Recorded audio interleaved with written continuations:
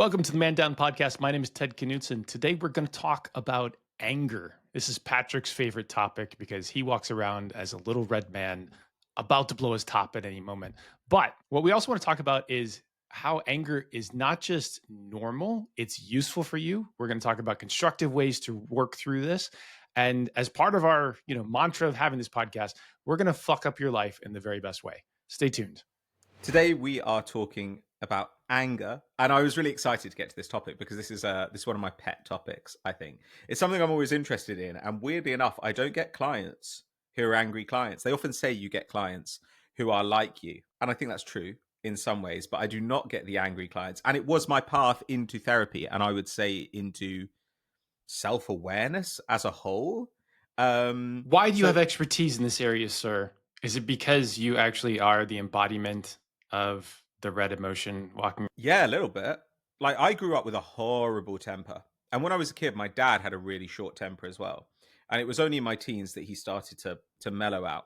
And I was told when I was a kid, look, you have a temper. Your dad had a temper. Your aunt had a temper. My aunt has a serious temper. Your grandfather had a really bad temper. Like, when I was a kid, one time my grandparents would come over from South Africa every year, and they'd do a little tour of my dad and my aunt and my uncle for like a month, and it would just drive us all up the wall. And one time my grandfather got so angry that he went outside and sat in the car for 4 hours just steaming. So Does he know that walking would have been helpful for him? Like, walking is really useful for helping work that out. Well, he doesn't. He's dead now, so I mean, like, it's not much use to him now. But yeah, I don't know. I think who knows what was going on there. But I was kind of told this is like your inheritance, you know, and I was really, really short tempered, and I still pretty much am. Like, it's always just below the surface. It's something I'm aware of, and actually, for a long time, it was the only emotion I was aware of because I went to a boys' school. I didn't cry for like 10 years. And everything was transmuted into anger. And I think that that's probably a familiar feeling. I think today we're going to talk about two kinds of people: the people who feel anger a lot and the people who feel anger never. And both of those poles are a little bit troublesome. But you, Ted, you can be sharp with people, but you are generally a calm person. So anger, is it less natural to you, or have you just done a lot of work to figure out how you deal with it? I was probably able to be very angry as a child for Mm. reasons I didn't necessarily understand. Didn't have a really angry household that I was aware of. But I think that I had a lot of, now that I look back, I had a lot of childhood things that I could be angry about, and that would somewhat be justified to put me into that space. I remember when I was like 5 years old, like holding my breath and like, actually doing the rage thing. Mm. And like not understanding how to do any of those emotions. And then at some point I learned that like, you don't have to cry about everything. Like you could just not cry. Like, oh, Mm. someone like, hurts you for some reason, or like, you hurt yourself. And like, oh, I don't have to cry about this. Okay, Mm. cool. So I don't have to do that. Like, and it's a little bit like, when you realize the Easter bunny isn't real, and then suddenly you're like, hey, wait a second, what about that Santa motherfucker? Mm. And like, then you're like, oh, okay, so I don't actually need to process all these emotions. I can literally trace this stuff back now, Mm. not quite 50 years later. But through most of my life, I would have never even had that discussion. So I would say that I have at times been disgusting to people, whether it's being like like you talk about, you've gotten angry at using your rage and you liked it because you were sharp and you were clever and you were angry, and it Mm. felt at times good, and feeling actually feels good at times too. But then I had kids, and like anger really doesn't do much with kids, and in fact it's not the path that you want them to take, so you then often learn to moderate. And so these days, I would say that in a lot of cases people describe me as calm, Mm. much more relaxed than they were expecting, sometimes because they have seen past interactions on the internet. But that's not to say that I don't feel it. And actually, I think, two things about this podcast, this particular episode, but this podcast in general, that if you're tuning in, one, this episode was one of the things that we wanted to talk about from the beginning, Yeah. knowing that we wanted to counter program all of the red pilled bullshit around male rage, masculinity, etc. This is important. And two, feeling angry is normal and important. Feeling Mm. angry is normal and important. Like, take that away. Now, everything else around this podcast, we will discuss techniques and everything, but normal, important emotion. You should be okay being angry sometimes. And that's the thing. I think there's a lot of young men will say, we are told we can't be masculine, or we are told we have to do this, and they kind of think, I don't know who they think is doing this, but they think society is telling them they can't do all these things that are masculine.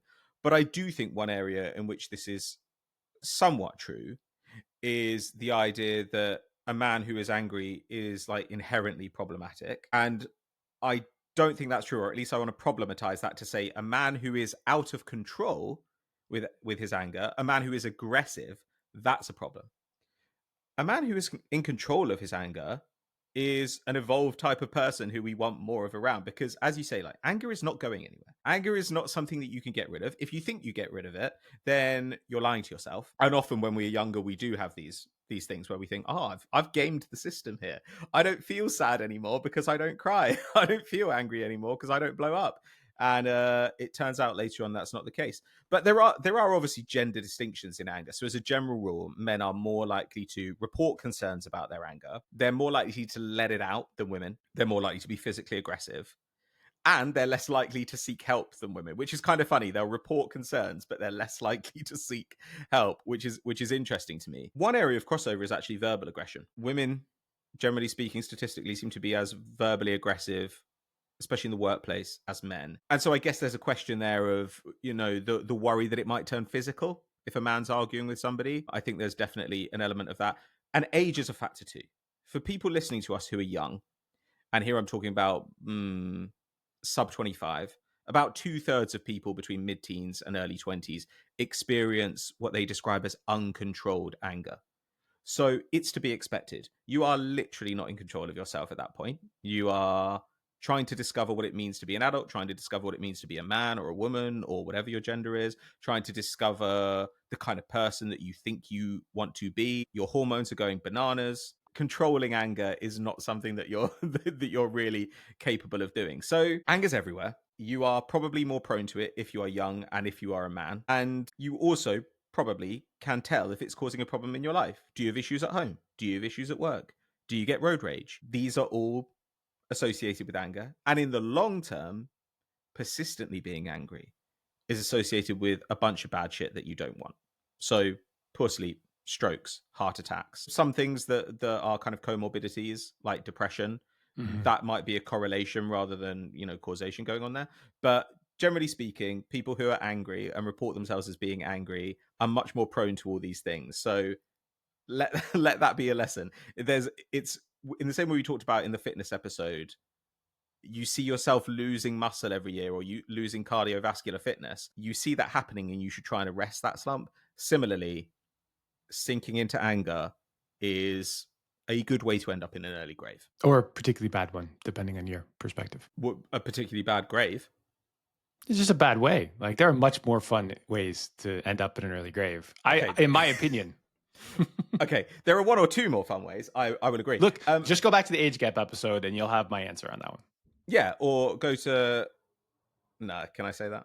Yeah, say it. So, Why not? or go to Salma Hayek's Instagram page, and some ideas might occur to you. Or Smoke. like Henry Cavill, sure. But I don't know. Like, there's a part of me for a long time that was just like, if I got so angry that I literally exploded and died, so long as it made everyone around me who'd made me angry feel bad, I would take that.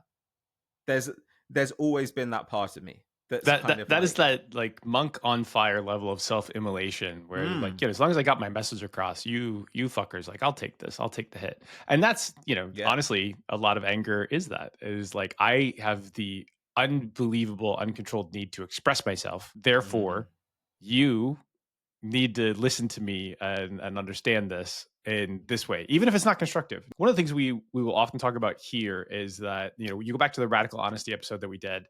And yes, it is understandable to want to be very honest about everything in life. But the reality is you would prefer to be influential than to be right in most circumstances. If you hmm looked at your goals, if you looked at what you actually wanted to achieve, being influential, which means finding ways to parse whatever message you want to get across, is more important than being correct, like definitionally correct or exactly correct in what you're saying. And if you realize that, you start to understand the game that you're playing. It is okay to be angry, but find ways to be angry that one, leave you with more probability of a long life and not a short one. Because in Mm. certain circumstances, if you explode around the wrong people and in the wrong countries, like that could be a very quick path to a short life. Yeah, And like in in London. other circumstances, yeah, yeah. I mean, they're just places where like, hey, don't fuck around and find out because like the Mm. finding out part of it is fatal. So that's part of it. But also like you can be angry and you can find ways to channel it that can be productive.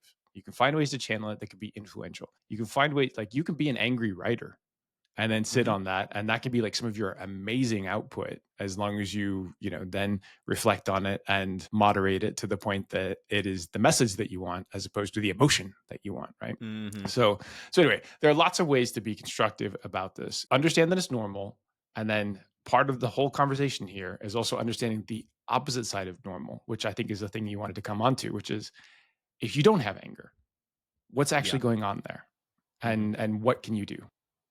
Well, before we get there, I just kind of want to ask you to make that to give me a practical example of that. So when you get angry, but you're saying, I don't want to be destructive, I want to be influential. What would that process look like? Like, can you give me an example of where somebody might piss you off and how you might work it through in your head? So some of my best writing has come when somebody says something like really stupid or wrong or whatever. Mm. And I get angry about it. And sometimes it's criticism of people that are just saying things. And I'm like, oh, well, I'm just going to pick this apart bit by bit. And this can be true in a public space or it can be true in a business space as well. Mhm. But so then usually what I'll do is like I'll stew on it, I'll chew on it, I'll write because like I'm compelled to write. And then I will then leave it for a bit and then come back to it and moderate it, and then hopefully have a Mhm. night of sleep and come back to it and moderate it again. And then at that point, it's still pretty fresh. It's crisp, and I have sort of articulated things in a very wicked way, but also Mm. gotten rid of all the sludge that is probably going to get me in trouble for libel or things like that. Mm. That's like one example of this. In other cases, it's like, okay, first of all, why am I angry about this thing? Because I don't have to choose to be angry. Like it is usually a choice. Like Mhm. I was antagonized for something or about something. What is that saying about me? And then if I'm willing to go down that path, then I can continue to go down that path and have a response to it, or do whatever it is that I need to do in order to work through that emotion. And if I don't, then I have some introspection to do to say that, oh, I responded to this in a very negative way and it's not constructive to the person that I want to be. So Mhm. like let's do some work on that too. And it's a little bit about finding the pathways of what actually happened and how do you want to respond to it. So your system of stew, write, sleep on it, refine. Didn't used Did to be you that just way. okay, so did you consciously construct that method? Yeah, after, sometimes failing dramatically. Okay, sure. You're like, "Oh, all right, we gotta get a little better at that because that got us into a whole bunch of hot water Mhm. and shit that is not good for us." And sometimes you feel really good about it in the moment, and then you realize, like, as the pieces start to land, and you're like, Yeah. oh, that's what this means for me. This is very bad." Yeah. Well, I'm very familiar with that feeling. There's what you're saying about it being a choice. I think is totally true as well. Like it often doesn't feel like it is, but you imagine that, say, your sibling or your partner said some particular thing to you, and then your boss said that thing to you, and with your boss, chances are you're not going to explode the same way that you would with that person who's close to you. What this shows is that we do have an ability to contextualize. We do have the ability to draw the line a little bit further on. And this is one of the things that was like a revelation to me when I started going to Yes. therapy for anger, because I was like, no, no, no, my anger happens. My anger arrives. And it's like a brute fact. And it's like suddenly there are storm clouds overhead. And sometimes in an argument, I'll be going at this volume. So like pretty, let's be honest, this volume. And then suddenly I will be aware of myself going like fortissimo. And Mhm. I'll really go up. And now I have a bit more awareness about it. I feel myself wanting to do it. I feel myself being almost excited to do it, to be like, oh, you know what I could do right now? I could fucking burn this house down. And it's like I can feel steam coming out of my ears. So probably if you feel like your anger isn't controlled, you have a little bit more control than you do. And that's one of the things that we teach people in therapy with anger is the anger cycle. So this, you can look this up online. Basically, there are a load of different versions of it, and some might chime with you better than others. But essentially, there's a trigger, then there's your interpretation of it, which is negative usually, and quite often irrational. Then there's your response, and your response is both emotional and physical. And then there's the action you take. So what we do with people who are getting themselves into bad situations because of their anger is try and work our way back through this cycle. So you said that this person pissed you off and then you punched a hole in the wall. All right. So we've got the trigger and we've got the action. What we need to do is find the other part of it. So what were the emotions that you were feeling that weren't anger? Because often that's where we get to shame, guilt, embarrassment. Um, I was hurt, like whatever it is. And often from there as well, we move to cognitions. So this person said this, and what it meant to me was this. So there are lots of different places you could try and arrest your anger. Trying to stop it when you're at the point of action is really fucking hard. Like maybe Hmm. you can just walk away from a situation. Maybe you can when you've already gone through all the earlier stages. But generally speaking, in therapy, and certainly the way it was presented to me when I first went to therapy for anger, was let's walk back and get into your emotional response and your interpretation, because those are easier places to interrogate, like whether you're being how objective are you being, how rational are you being, and how much of this is kind of childish, you being like, I'm hurt, I lash out. Yeah. Hmm. Yeah, and when you described it as that, and actually, so many women do, right? So many women are like, "Oh yeah, he's an unformed child, who has no emotional maturity." Like, how often do we hear that? And it's not to say that they often are not the same sort of child, but Mm. usually they've got more experience dealing with their emotions, and that then puts them sort of further ahead in terms of like years versus emotional maturity. I have a question for you that came up in my head while we were discussing this, though. Okay. Because at some point when you become more mature about this and you realize you don't have to respond to the stimuli in the way that you always have. And in Hmm. fact, some people might be trying to provoke you. Have you ever had anybody provoke you and you realize that you just laugh at them? And you're like, oh God, you're so not fucking worth my time. Like Mm. this is so beneath me, and you as a person are so beneath me, and like I see what you're doing, right? Like you're trying to lob things at me and get me, you're goading me, Hmm. but it's not worth any of my energy, and therefore like I'm gonna laugh at you because that's what you actually deserve. You're a Hmm. clown. You're a clown to me. Yeah, I'm familiar with this. This actually was my dad's breakthrough with anger. My dad said, "These people who make me angry are just far too powerful in my life. Why? What right do they have to be so powerful in my life? Hmm. So I relegate them to the ranks of the people who don't matter. I'm indifferent to them." And that was interesting. I would say that I can do that, but quite often it was, I'm angry and I know this is the best tool to hurt them, as opposed to I can choose not to care. It was like, I'm going to pretend not to care because I know that that will drive this person I work with up the wall. So it was still kind of vindictive and petty. It wasn't at that more elevated level of zen, I guess. Okay. Yeah, but it's, for me the biggest revelation was like the idea that something else was going on. I was Hmm.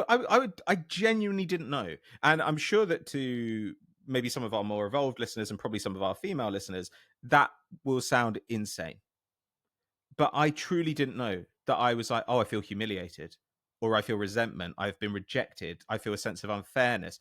I was just like, boom, angry every single time And without fail. it's because it's so condensed and it's such a chemical reaction if you allow Hmm. it to be that way, Hmm. that like you can't see the actual ignition of the fuse, right? So like the ignition of the fuse is here, and then the explosion is here. But like that trigger and sort of the fuel that like pushed that trigger in through the anger, like that's the key crucial component there that we're talking about in all these explosions. And so Hmm. anytime that you have been angry, like if you feel like you've been pushed in this way in a regular way, you got to go back and find the ignition and the fuel that's leading you into those spots, and start to talk about it with somebody, or start to like journal Mm, about it, or whatever it is that the process is for the therapeutic process, because that's going to teach you a shitload about who you are and who you don't want to be, or what you're ashamed about.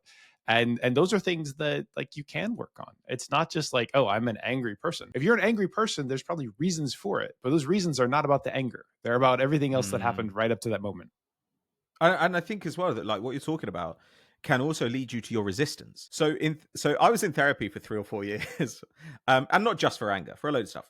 But it took me a while before I was like, I'm making progress with this, and I do know myself better, but it hasn't like resolved my anger problems. My anger is still destructive. It's still a problem, and maybe that means it's really really hard to deal with anger problems. Maybe it is, but also maybe I've got the handbrake on, so potentially there's some resistance here. And I realized, as I've talked about before, that anger was linked to these things that I admire about myself and that I didn't want to lose. It was linked to this sense of articulacy, certainly, that I could be really cutting and mean, and also that I could achieve a level of indifference when I was angry. So not indifference to the person who'd hurt me necessarily, but indifference to the destruction that my anger would wreak. So I think, right, okay, mutual ruin. Like that's all I want here. Like, so I don't give a fuck if I die in the process so long as you die too. It's like when your sister tries to push you into the pool when you're on holiday when you're a kid. You think, I don't mind if I go in, but I'm taking you with me. So that was kind of my mindset. And then you've got this, it's almost like an addiction. There's like this there's a pleasure reaction essentially in your brain where I'm like, when I feel this, well, I've talked about it before, if you're a kind of anxious attachment type person, for me I was like, I'm in that stressful place, right? I'm in that weak place of feeling, how do I keep hold of this connection? Does this person not like me? Am I embarrassed in front of this person who I want to admire me? And when I hit a certain pitch of anger, I'm out of that. I don't have to feel weak. I don't have to feel needy anymore. I get to feel powerful. So that was really interesting as well. And I think maybe this crosses over a little bit with what you were saying about angry writing. I often find anger is morally clarifying too. Yeah, Like absolutely. you have an argument with someone you love. You can't just be like you're a terrible person. You've got to do the adult process of looking at the gray area and whose fault was this bit and who takes responsibility and sifting through it. But when you reach a certain level of anger, then you can say, fuck you, I'm right, you're wrong. I'm hurt, you hurt me. And you don't have to do any of that stuff. And for a lot of people, especially people like me who come out of a very Christian background where morals are black and white, it's like that feels like a much more restful, easy place to be than in the gray area, which is horrible.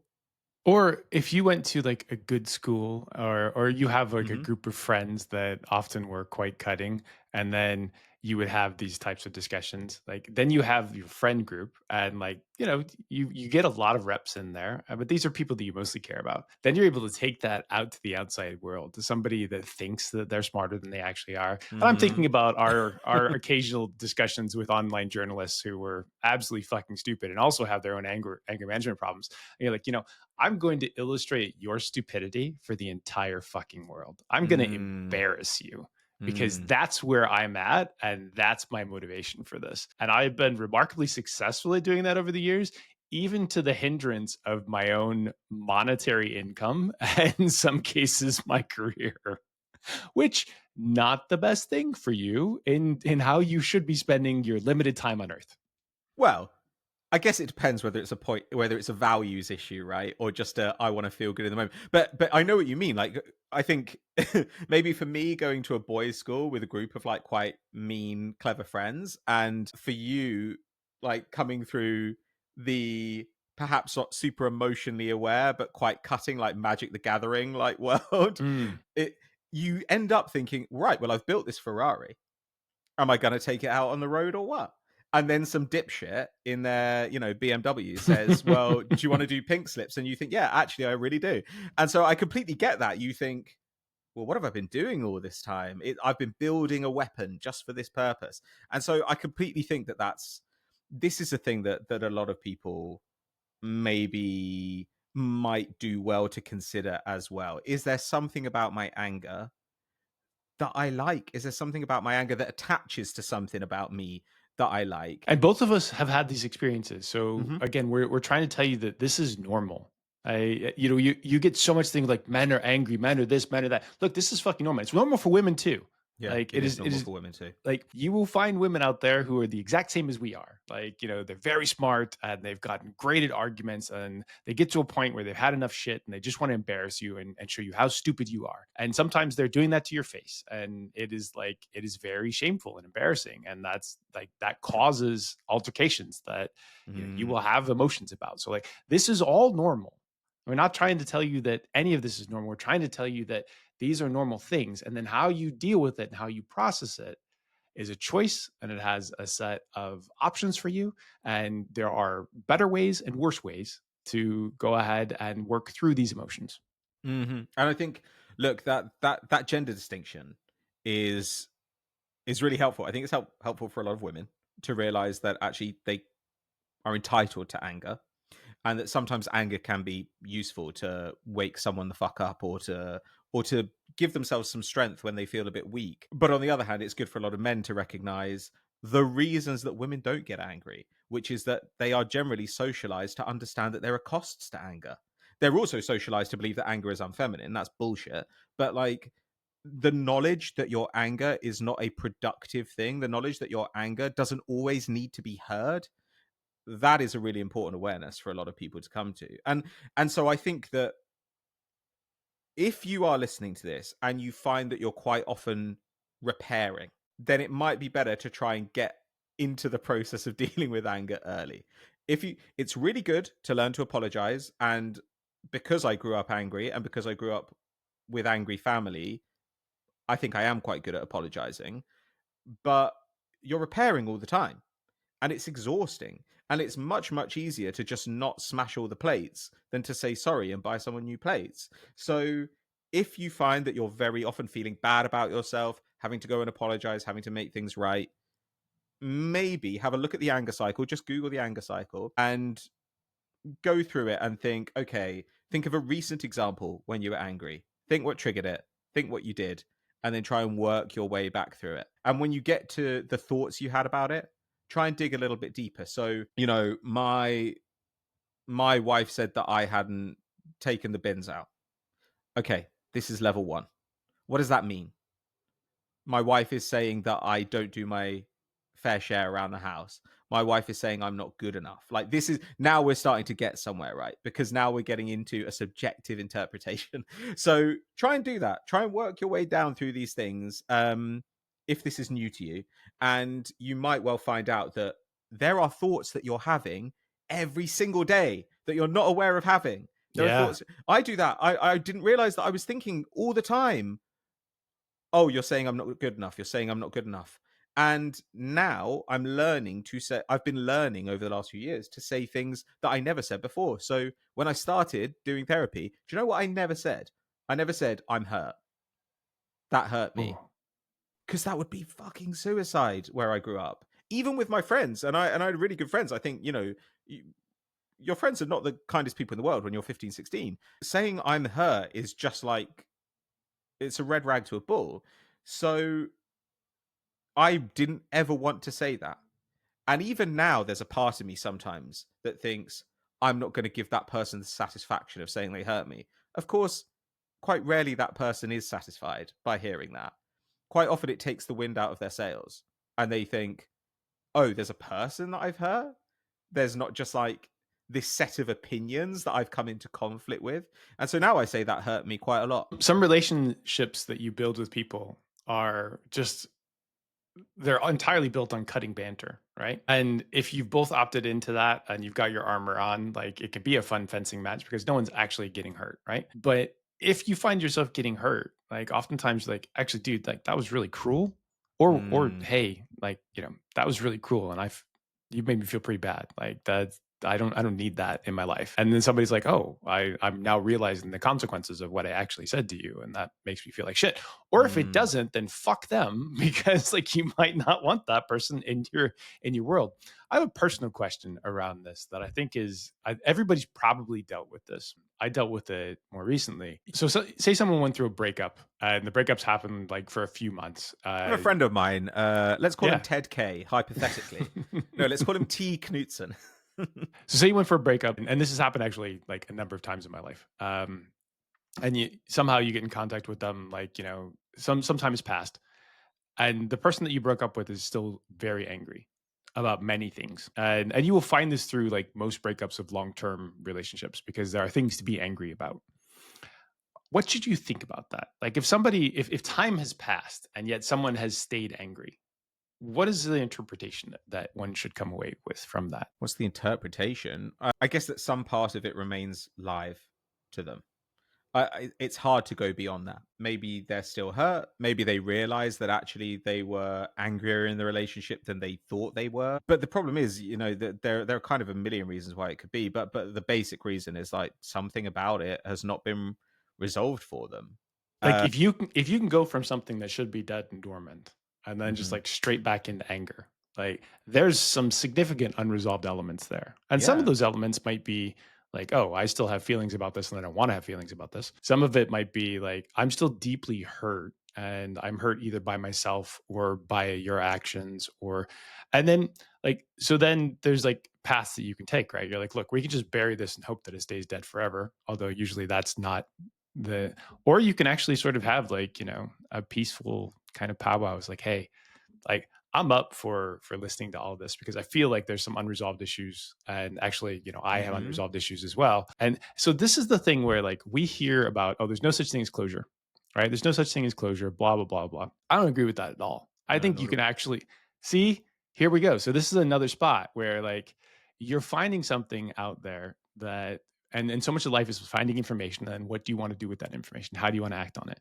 Many people feel that they're preaching that there's no such thing as closure. You see it over and over again on Instagram therapy or like all the bullshit that the young people say, or older people. In fact, like some even therapists say this, like you're not going to reach that. You need to find a way to be at peace without that. But I think that actually like having vulnerable conversations with people like can bring you back to a spot where you're like, oh, okay, I can make peace with this and peace with this person. And because human memory exists, except for the people that find ways to like scour away the human memory with LSD and and mushrooms. Because human memory exists, like if you've got regular triggers for that type of stuff in your life, like you're going to be haunted. And nobody needs a ghost. Nobody needs a poltergeist that lives in their head all the time. So anyway, I was asking about it because I saw something recently around this topic, and obviously I have had like some of my own experiences there, and I was intrigued by it because I have my own interpretations, but I'm not your qualifications. Well, yeah, but if you know the person, then you know better than I do. Like, I mean, all these situations are specific. I mean, the one other thing, of course, is that they might get angry when it comes back around, not because it's still alive for them, but because they think, or they might know, that you are not getting back in contact with them for them Mm, because you're doing it for themselves, for yourself. sure. So then it might be a righteous anger, but that normally tastes different. When they're just like, this is bullshit. You are in the same way a lot of people do. It's the same way that 12 steppers often say that when they go to make amends to people, some of those people are receptive and some of those people say, this is for you. I don't want to hear a fucking bar of it. And sometimes that's a perfectly legitimate thing to say. And, as a 12 stepper, you just got to kind of accept that. Some of that is true when you've hurt someone, right? You've got to say, am I really? If somebody doesn't receive it, then I think your first port of call should be, who am I doing this for? Am I doing this so I don't feel like an arsehole? Am I doing it because there might be something in it for me? Like maybe we get back together, or maybe I want to ask them to set me up with their friend or whatever, like work or whatever it might Ooh, be. that's bold. No, but I kind of meant work. Like, we've all known those people who get back in touch with you after a while and they want a fucking favor. Yeah, they want a favor. Okay, I'm super familiar with that. That's true. Yeah, Okay, I no, bet you I think are. yeah. Well, I think that's We're that's 5 years another good away from interpretation. we're 5 years away from me making that call, Ted. Usually, I give people decent recommendations. Sometimes I parse it and I say, and Obscure language, exactly what I'm thinking. Oh, like an acrostic where the first letter of every line spells out arsehole. I did that once actually. There was a guy, he was a school friend, and he got married really quickly, like after school. He and his wife had a kid. Then she was pregnant. She was 8 months pregnant with their second child, and he walked out and he rang me about it. And I was just like, you need to go to couples therapy and you need to go back and repair this. She's fucking pregnant. Like, this is not a you have a crisis thing. This is a you've made a commitment and you have to see it through and work this out later. And anyway, didn't do that. And I found out months later, like when I spoke to his wife, that she was really angry with me because she said, "Oh, he told me it was okay for him to leave." That he said you said that, and I was like, "Man, fuck this guy." Anyway, my wife talked me down and said I should still invite him to my wedding, but I was kind of like, I'm pretty much done with this guy. But she said he's one of your oldest friends, invite him. And then he fucked around my best man coming to the stag, and he fucked around my wife saying he comes to the wedding but then not RSVPing, and then she was like, well, I'll put you down but you haven't replied about food and blah blah blah blah blah. And wedding comes and goes, don't hear from him for months. A few months later he gets in touch and he's like, oh, how was the wedding? I'd really love to see some pictures. And I sent him 2 pictures with an email, and the first letter of each line of the email spelled out fuck you. And I don't think he noticed because he replied to it, and then I was just like, okay, I'm done here. But it actually When might have said you're a cunt. when people show you who they are, listen. Yeah, yeah. That was the reason that I tried to make that work a little bit. Well, was partially because my wife talked me down, but it was also because I was a godfather to one of his children. So I was like, I'm going to carry on seeing this child, and I'm going to carry on seeing his wife, even if she becomes his ex-wife. And obviously, he's still going to be in his child's life. So I maybe do need this to be amicable. I understand. I understand you did lots of trying, but your read on that was correct. And most of the time, like, when we're playing poker in life, like you get enough examples of to read like who a person is, like you should listen to them Yeah. until they come to you with some sort of significant information that says that I have changed, I understand what I did, and I'm changing to go forward. In which case, like that is an opening to say, okay, maybe we can cautiously find a way to repair and patch things back up. But you're right. Like there are plenty of times where writing people off in your life is correct. And then it's up to them to either respect the peace or up to you to create the barrier so that they can't interfere. Yeah. Anyway, that guy sucks. A lifetime bitch. Should we go on to people who aren't angry, who are never Yeah. angry? So I think this is really confusing. And Okay. I think that oftentimes these people think that they've ascended when the reality is they've Mm. stunted. Yeah, there is that type, definitely. And there are also people, who, especially people with low self worth, who kind of don't allow themselves to feel angry because they don't feel they deserve it. Ooh, that's another tough one. Yeah, yeah. So And tell us lots of about that women. one because Okay. like I don't think that I understood this before. Well, the way that I would describe it is that saying I'm angry about X or Y thing is kind of a demand for better treatment. It's kind of saying the way I was treated here is not okay and I deserve better. Or that's how I interpret it. Like what is the anger saying? And quite often it is saying that. And for a lot of people, they simply don't think they deserve better. They find it impossible to imagine. They think that whatever treatment they're getting, presumably because of experiences in childhood, must be what they deserve. And so if somebody's angry with them, they think, well, I must be wrong. I must have done something wrong. We sometimes see this with children, where somebody will blow up at them and then the child will ask questions like, am I bad?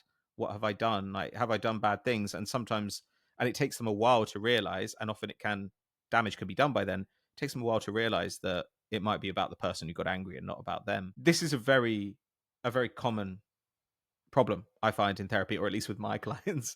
And of course, with women as well, there are extra layers on top of it. Like I said before, the idea that being angry is like not feminine, or the ideas about how women should be, let's say, fear of how men will react if they get angry. That's obviously a natural thing too. And then, and childhood experiences here I mean, obviously, childhood experiences shape the way that you deal with anger. But I think that people recognize, again, that being in a household where the parents are angry all the time is bad for children. What they don't realize is that being in a household where everyone's terrified of anger and there's an excessive aversion to conflict is also a problem for anger. Because either way, the lesson is the same, right?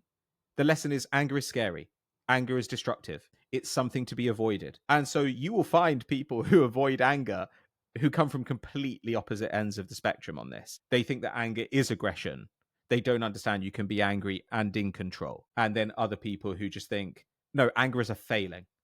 If you're angry, then you've it's like that old thing that that bullshit Paolo Maldini quote about like if I make a tackle, it's because I've already made a mistake. It's kind of like that idea. It's like if I get angry, then already something has gone wrong earlier in the process. This is bullshit. Things happen, they make you angry, things violate your boundaries, they offend your values.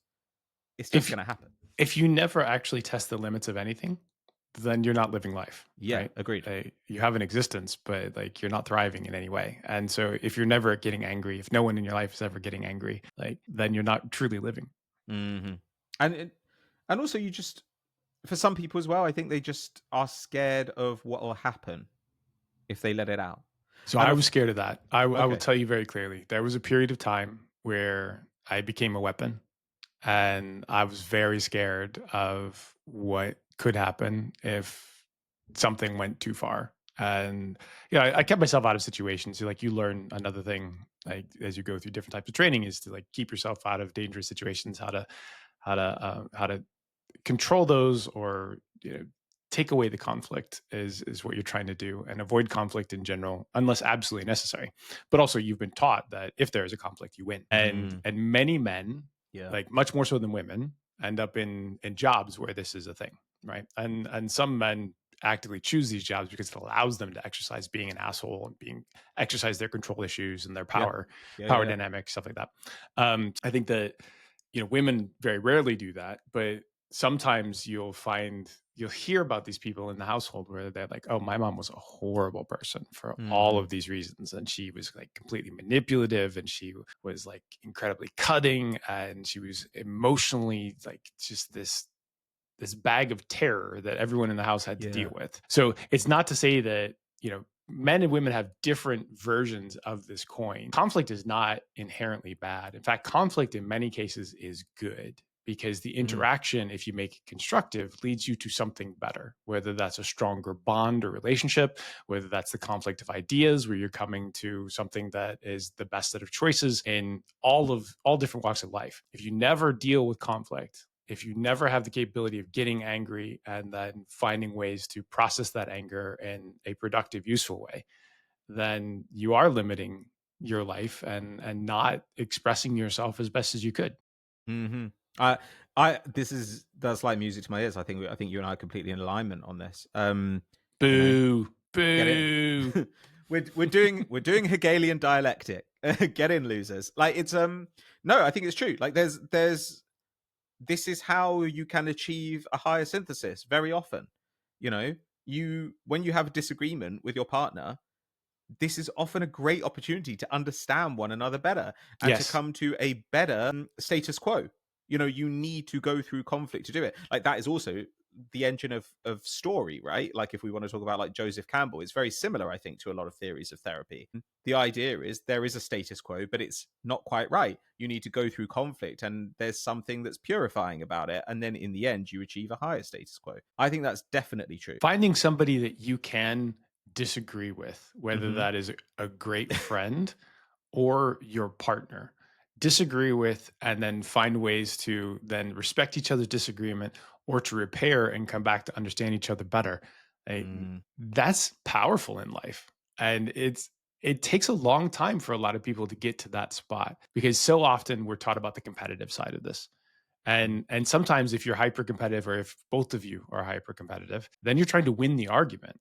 And mm, that's like a constant thing, right? There's an argument I've been taught to win, and the other person's been taught to win, and I must be right, and I must come out the winner.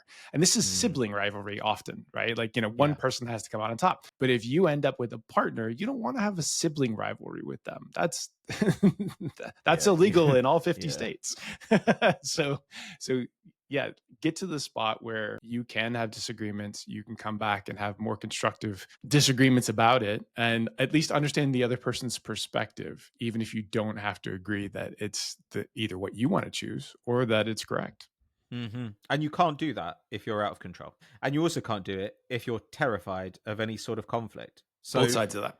so I guess for some people who might be listening to this and thinking, well, I don't really get angry very often. Well, maybe you have worked out a system to deal with it. So for some people, they're quite sharp a lot of the time with people, and they let anger out a little bit of a time, and the steam never builds up enough that it becomes explosive. So some people do just have a system that works for them, but there might be some signs that you're repressing your anger. So if you find that you're very often saying, "I'm not angry, I'm X or Y." Now that may be true, but quite often people say, "I'm not angry, I'm frustrated." Sorry, frustrated is, as I think somebody said, it's mum for angry. Like it's, I think frustrated is often I'm angry minus the power to do something about it. Yeah, Like it's that, stunted anger. yeah. And some other people, they'll become fatalistic. I get these clients, man, and you got to shake them out of it. Where they're like, "Well, what are you going to do? You know, like my boss treats me like this. What are you going to do? My partner behaves like this. My dad behaves like this. What? You know, it's just the way it is. What are you going to do about it?" You Hmm. have agency, motherfucker. Like you can do things. And also, Every like, everything about the world has taught us that you can do things. and you can also not be able to do anything and still experience the anger. Yes. The anger can be going on, and you can work through it and let go of it. This is, I mean, maybe before when we were talking about closure, when you said some people say, you know, you've got just got to make peace with it. Like maybe there's a definition problem there. Like I would Maybe. call that a kind of closure. But I've seen people achieve closure with people who are fucking dead. You know, they have achieved a level of like acceptance of what that relationship was and who that person was, and they're okay with it. And so even if you don't have the power to change the situation, which is hard when someone's dead, you can still work through the anger, learn what it's telling you about yourself, understand yourself a bit better, set boundaries in the future, understand where that person was wrong about you, understand that what their behavior was not the objective truth of who you are. Like this is all worthwhile. You can actually build like an argument cycle that repeats the things that you think are important there. And this is where writing it down is useful. Like Hmm. you get into the spiral about thing X, Y, Q, R, S. And you're like, okay, when you get to the spot where you can find some level of acceptance, then you're like, it will come back up. It's not the only time this is going to happen. So you don't want to lose the thread. So you don't want to lose the place where you're at in your acceptance. Like then you can say, okay, when this comes back up, these are the things that I have taught myself to think that I think are correct. Let me just repeat them as a bit of a mantra, or just to remind myself, because like sometimes the emotions are out of control. Like it's part of being a human being. And the rational side of it says that, as smart as your brain is, like you don't control all this shit over here. And there'll be times where you don't fully understand what's going on there for many, many, many moons. But at least if you can build a set of responses that say that this is where I was when I worked through this in a good space, either myself or with my therapist or through meditation, you can try and refine that position and recenter yourself and reground yourself. It doesn't always work. Sometimes you just get stuck and sometimes you got to deal with it. What did you and I both say before we started our podcast today about where we were? Well, you said you're, yeah. Yeah. And you said, I don't know what I said. What did I say? well, you just talked to your therapist about like you've got all these things in your life Oh that, yeah, that like everything's good, and I'm not happy.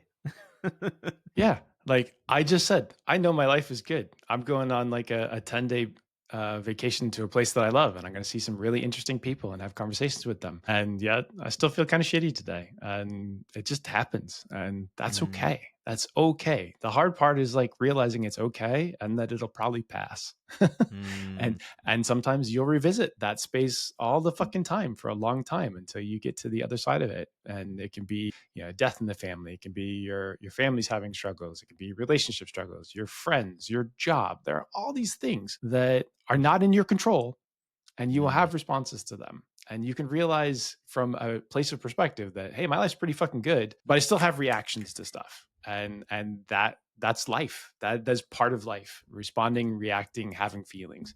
So don't bury all this stuff. That's the bad place to do it. Now we've talked about all of this. Give us some constructive concepts around like what we should be doing, what we can do in order to get to a better place. Well, I think the first thing to notice is that even when you think of yourself as not an angry person, the anger isn't gone. Like it's not dissolved painlessly. If you swallow the anger, it still hurts somebody. It's just that that someone is you. And ultimately that does tend to lead to self-reproach. It tends to lead to resentment of others. So for the person who doesn't experience anger very often, the first step has to be recognizing that the anger is still there and you need to deal with it. Angry people often know there's a problem, right? They're like, I keep getting in trouble at work because I keep telling people to fuck off. Repressed people will come to therapy for something else, never for anger. Come to therapy for something else, and then after a while they're like, oh, I didn't realize I was angry about that. My mum is my best friend. How can I be angry with her? So, Do you think English people are angry all the time? I find it to be like this incredibly repressed culture. Maybe Japanese people are often angry too, but they're better at gardening. well, and then there are other things that go on, right? Like like in both countries, there's an insane binge drinking culture. Yeah. In Japan, there's a huge like cultural place for suicide. Yeah, I think so. I mean, I suspect it's got worse since the 1940s, 50s.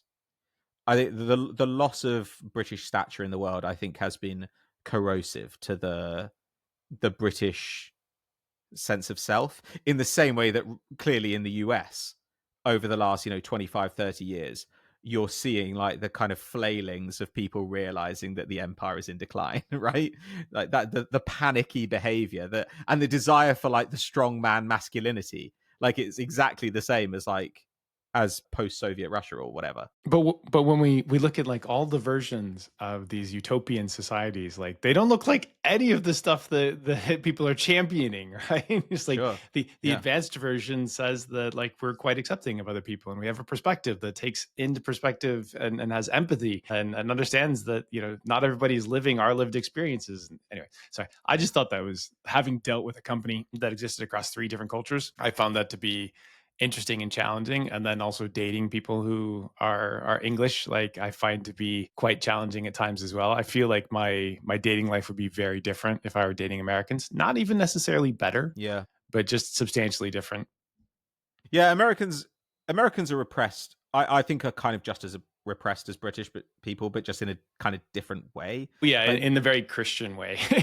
yeah, and maybe it's just that now that like with British people, I see through the repression a bit better. But like, I do think that the British just walk around with like anger bubbling under the surface all the time. Like, there's a real violence in the culture, I think. Yeah, and that actually gets exported to their football adventures and their holiday adventures where you see them getting arrested, and also And I think inability to use sunscreen. and in any yeah, but in any culture I think where people become like anti-immigrant or like anti-minority, like that, what is that, that's like that's the rage of the bully, and the bully is ultimately a weakling. So anger. Sorry. No, I enjoyed it. Like, so anger, I guess that if you repress anger, like you can still use the anger cycle. It's just that for you the action might be, and then I did nothing, or then I gave somebody the silent treatment, or then I sometimes I get headaches after I have a bad day at work, or I grind my teeth, or I walk around with a lot of guilt and shame thinking I'm a bad person because I think awful things about people behind their backs, or I walk around thinking I'm a pussy because I don't stand up to people who treat me badly. So again, that's the action, and you can still trace it back to the emotional response, to the initial thoughts that you had, the triggers. So you can still use the anger cycle if you're this sort of person. So I guess if you repress anger, I'd say, like, what is it working for you? Be honest. Are you feeling resentment? Are you feeling a desire to cut people off? Like, I've seen clients who never get angry who have actually cut off friends or family members rather than telling them, I'm angry with you. I won't Mm. let you treat me this way. It's easier to cut them out of your life entirely than to try and set a To boundary. have the conflict. Yeah, exactly. But like Tell me how that's better than an argument. there's so much How? there's so much energy and time that has gone into that relationship. Like unless it's Yeah. really, really terrible, like have the conversation. Yeah, exactly. And people surprise you. I'm not saying that you can't cut people off. Like, definitely there are times I don't recommend it as a therapist, but because it's not my place, but there are definitely situations where I think this client was right to do it. But if you're doing it instead of getting into conflict, then we're operating based on fear here. Like, it's just not a good situation to be in. And that's another thing. What's the fear if you let the anger out? Is it going to end this relationship? Am I going to be just like my dad, my mom, my brother, whatever. There might be something there. And then how can you mitigate those fears? So for some people, it really works for them to write a letter to the person they're angry with. Put it all down. You can refine it. You can go back and look at it. You can get somebody else to proofread it. And when you send it to the person, the recipient can reread it as well and really process it. You can practice what to say. You can also be willing to remove yourself. It can be hard to think, I've got to go into a meeting with this person and criticize them. And if I get up and walk out in the middle of it, I'm going to look weak. Try and acclimatize yourself to the fact that that might just be the best option in the moment. If they're not taking it and it's not going anywhere, it's not like Ted says, like you're saying, like you want to be influential. When it reaches a point where it's no longer productive, actually, it's a strong thing to do to say, I'm out. The Jerry Seinfeld. Nope, no thanks. I need to go. So generally speaking, I think anger stuff. Try not to distract yourself. Allow yourself to feel angry. If you've been angry, if you don't feel anger, obviously this is something you want to do, but even if you do feel anger later on, try and get back into the mindset you were in earlier. What was it that made me so angry? And like we said, work back through it. And what is my anger saying? Is my anger trying to cover up a weaker emotion, a vulnerable emotion? It might be telling you something else, like that one of your boundaries is being violated. It might be telling you that you're not valued. And then you work out from there what you want to change. So if I feel ashamed about that, maybe I want to say to my partner, when you say this, I hear this. And then I feel like this. Like that might be a good way to do it. If it's a work thing, then you might want to say, this person talks down to me all the time and it makes me pissed off with them and it's bad for our working relationship. Like that, figure out what you want to change and then practice saying it. And I think when you practice saying it, really try and focus on yourself. Because again, what you want here is a positive outcome. We don't just want to go and blow up for the sake of it to feel good. We want to influence the person we're disagreeing with into behavior that better suits both of our needs. So if you go to your flatmate and you say, you need to stop leaving the kitchen in a mess, that is going to get people defensive, even if it's true and right. A better way to do it might be to say, I feel frustrated when I have to tidy and clean the kitchen before I'm able to cook supper. Focus on you. I feel stressed and annoyed when people talk over me at work. That's the thing you could say in a meeting. I'm getting a bit frustrated because I'd really like to finish this point. That kind of stuff. If you can practice some of these, practice some formulations for them, because let's be honest, we all know the situations in which we feel like this, then you've got that ready to go and you can deploy it at the time. And then that last thing, yeah, know when to walk away. If that person's not receptive, walk away. And sometimes you might have to try again later. Sometimes that relationship might just be done. Sometimes you feel like they haven't been receptive and actually they will come back to you. Maybe a week later, maybe years later, but they might come back to you and say, I wasn't ready to hear it at the time, but I know I behaved badly there. And really in all of this, I guess what you're trying to do is hold on to the person that you want to be. You don't want your anger and you don't want somebody else's reaction to your anger to drag you into name calling or loss of control. You want to kind of hold on to your values through it. So these are some basic points. And don't get me wrong, like I say them, they're like 15-word sentences. And that implies they're easy and they're not. This shit is hard. Take it from me. I've been in therapy for 8 years. I had an argument with my wife about 10 minutes before we shot today. But I know why. I know why, and I was able to articulate why. Does that mean that I comported myself perfectly in that argument? No. but I do at least know what was going on. And I didn't completely lose it. Like this is that is progress. So take the small wins, I guess is the last point. It's a decades long process, and it's probably a Mm, lifetime process where you learn how to have the feelings, how to articulate the feelings, how to address the feelings, and how yeah. to potentially repair anything that went awry along the way. And with people that really matter to you, like put in the effort.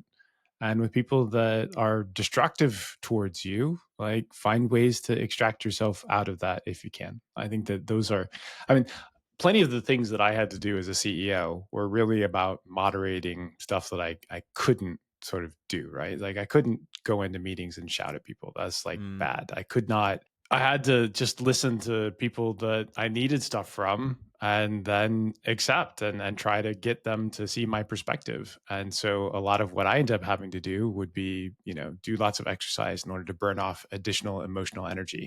Sure. Yeah. To I used to have heavy bag work that I loved. Like, man, I still love heavy bag work because, like, it's heavy, Mm. it's impactful, it works you out. So like you get all of that process, like it's body moving, and it feels like you can get out your aggression on a thing as opposed to Mm. whatever it is that caused the need to do it originally. But that's a substitute, and like that only works for so long. It allows you to moderate some level of emotions, but it doesn't allow you to get rid of the emotions. And as we've talked Mm. about, like many people come to a collapse at some point because of that, or they come to an explosion at a different point because of that. So it's something you always have to understand. Conflict is not inherently bad, and learning to deal with conflict is one of the most crucial things that you can have in your whole life, no matter what culture you're in. So find ways to effectively do that while understanding the triggers that you have around being angry, and then figuring out how would I like to respond to this best, either now or Mm. in the future. If I responded poorly this last time, this last 5 times, this last 100 times, Yeah. it, you're not a perfect person. None of us are. Like, we can all do better. And part of the goals here is to give you ways that you might potentially be able to do better that work for you. Mm. It's like that thing. I don't know if you've ever seen these videos, like the like workout videos, where somebody does, their 10 reps, and then they try to go for an 11th, and on that one they're pushing and pushing and pushing, and they can't quite get it, and they fail. Like, those are actually the reps which have the stimulus to growth. And I think similarly, when you are trying but failing, but trying but failing, like, you are learning what you need to work on next. And that is what growth feels like. Growth feels like failing all the time. It feels like failing repeatedly, because there's got to be some space for you to grow into, some space that you can't yet reach. So, a man's reach should exceed his grasp, like, is how it feels. So I don't know, man. Like, yeah, it's we've all spent decades getting to the point we're at now, like developing the habits that we have now, following the patterns that we have. Like, you're not going to do 2 weeks of this and just fix it. I mean, maybe you are. Maybe you're like a super responder, but it's going to take longer than that, and that's okay. But your anger is not this other thing. It's not this monster that, like, lives inside your brain. It is a part of you. And if you can welcome it in and accept it, and actually sometimes recognize it's there to protect you, like, sometimes it is saying, no, you are transgressing right now. It's saying that to someone else. And then your anger is your protector. Like, I love it when that anger comes out with clients. I really do. I write in my notes, like, this client's connecting to anger in a way they never have before. And you see them demanding better for themselves, and I'm a that's something person that's of magical. value, and you need to Mm. recognize that. And Yeah, if you exactly. can't, then you need to not be here. All right. I think that's going to wrap us today. Thank you for listening. Tell your friends, and hopefully you got a lot from it. And definitely comment in the comments, both about what you thought about this episode and then also about what you'd like to see from us in the future. Tell the nice people goodbye, Patrick. Bye bye.